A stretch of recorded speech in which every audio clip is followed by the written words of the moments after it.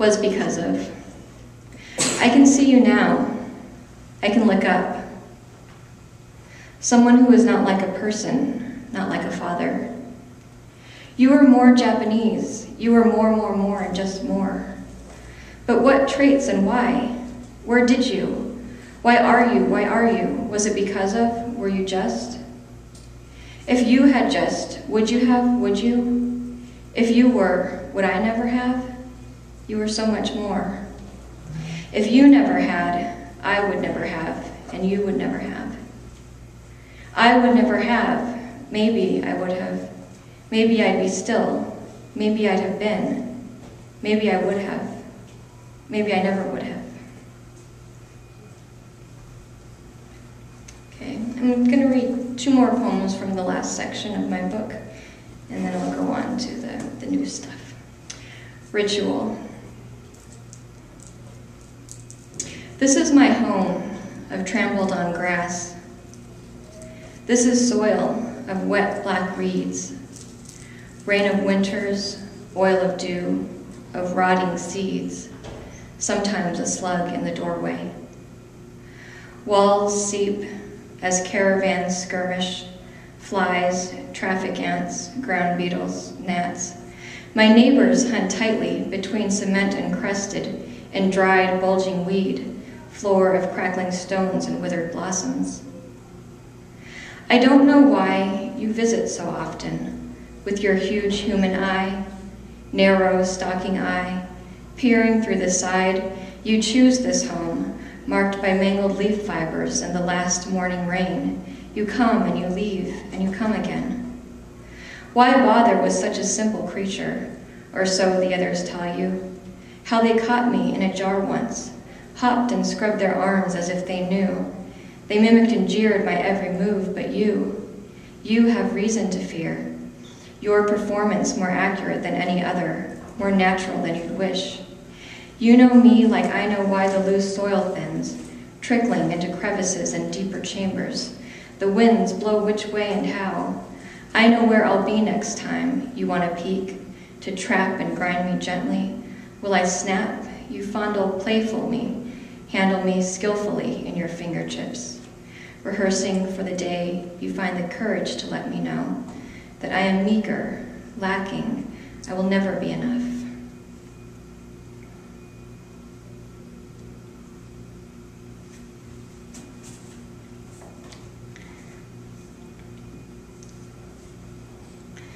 Transformations after Donna Haraway. 1. Transcends the boundaries of cultural, a place, a locator. Like lateral, nation, parts, or any other standard material. Rejects parts, prime, viewpoint, in diamond, ruby, quartz. Entities and ointment, outdated for the anointed. Prime example situated, no party would be sitting, the weight understated. 2. To be acknowledged as a, or seen, body, presents a, viewpoints by, creating a.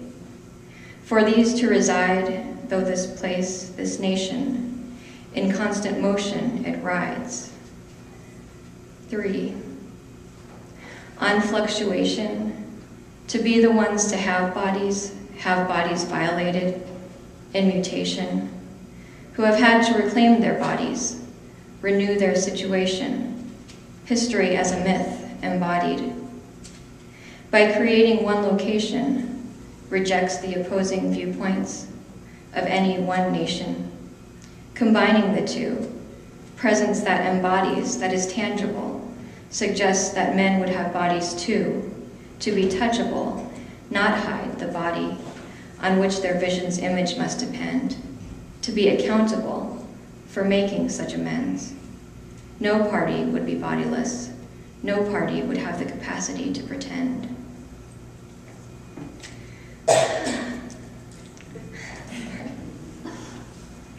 Now, I love how TC just came out and said, I might be crying through this whole reading, because it's so hard to read poetry, because usually I write poetry about the most difficult things that have happened in my life. And then if you have to do a reading that's 20 minutes, then you're touching on all these different horrible things that happened to me in my life. So, you know, so I've been trying to write some poems about animals.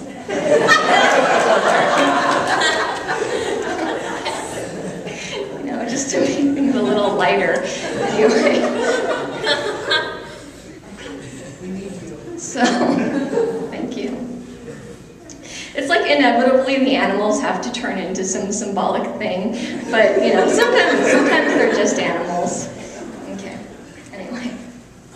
Okay, so, thank you for laughing. Okay. I'm going to read some of my more recent work. This first one was written very much in Tucson. So, Courtesy of Strangers. An hour past dawn. Night's cool hand hangs back, swirling a white glove to hustle us along La Cañada Drive.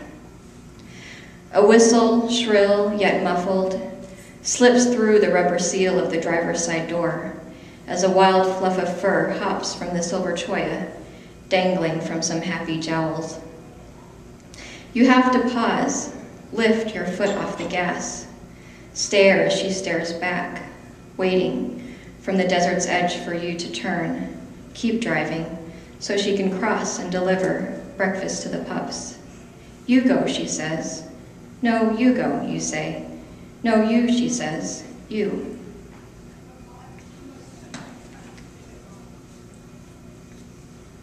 Inhabitant. The house always wins, but I'm not that kind of house. All those years I thought my parents' house was mine, but it was my parents' house, and then it was unsafe. I don't live there anymore. I don't live there anymore. There are houses made of straw, wood, and brick, houses that blow down or shatter with a stone.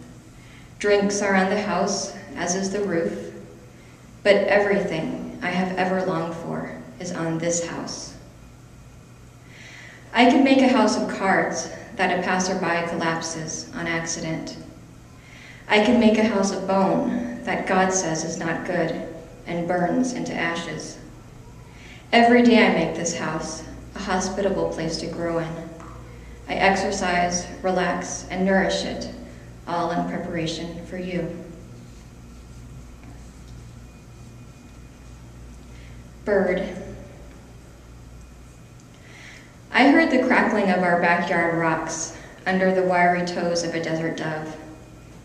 Overweight and bobbly, he took 6 steps before spying my chest fall and rise from the corner of his eye, and then did a double take before flip-flapping off.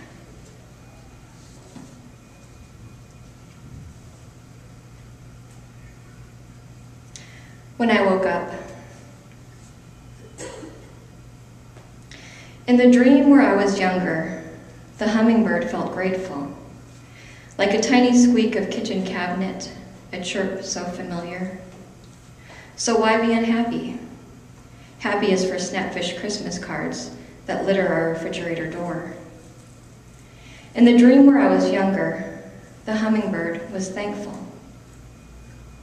Not sharp like the chirp of the large brown wrens that populate the upper branches. Its tweet like the whistle of a retiree strolling through an afternoon. He says, we shouldn't be so selfish outside the grocery store, in the shopping mall, getting mail from our mailbox when we happen upon other families. In the dream where I was younger, the house was full of love. A hummingbird, a very small one, sat in the closest tree. I thought, I need to eat this. It will be good for the baby. I can't take that. It could hurt the baby. I counted breaths in as its beak poked through feathers to cleanse itself. I counted breaths out as its eyes followed origins of shadows that darkened its body. In the dream where I was younger, the hummingbird was healthy.